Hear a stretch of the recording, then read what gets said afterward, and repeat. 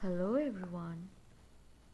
Today in this video we are going to do some exercises from our English 2 book. This is chapter 9 and the topic is Rajah the faithful dog.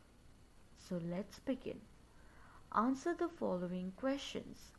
Number 1. Why does the master need Rajah's help wherever he goes? Answer.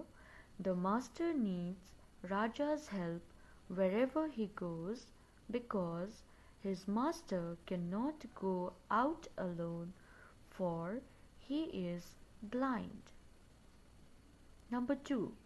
When does he whistle to Rajah? Answer.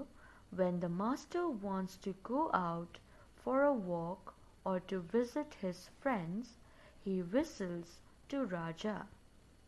Number 3. What does he do after the dog brings the lead to him? Answer.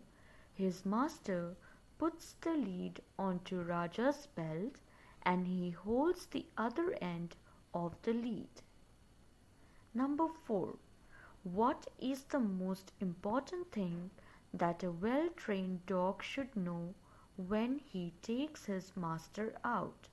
Answer. The most important thing that a well-trained dog should know when to stop on the road and when to move on. I hope you all enjoyed this video. Thank you.